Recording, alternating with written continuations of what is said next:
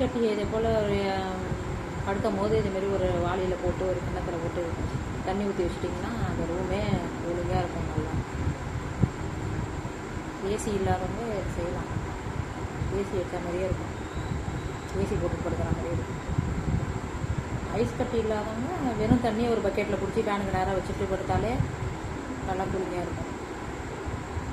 அந்த ரூம்லேயே ஒரு ஓரத்தில் வச்சா கூட பரவாயில்ல. தண்ணியை பிடிச்சி ஃப்ரிட்ஜ் இருக்கிறவங்க இதுமாரி ஐஸ் கட்டியை வச்சு இதுமாதிரி தண்ணியில் போட்டு வச்சுட்டா நல்லா ரூம் கூலிங்காக இருக்கும். பகலில் நம்ம கிச்சனில் வேலை பார்க்க முடியாது. அதே போல் அப்படி இருக்கும்போது கூட இதுமாரி ஒரு பக்கெட்டில் ஐஸ் கட்டியை போட்டு பக்கத்தில் வச்சுக்கிட்டோம்னா நல்லா ஜில்லுன்னு இருக்கும். அது கிச்சனு செஞ்சு பார்க்கலாம்.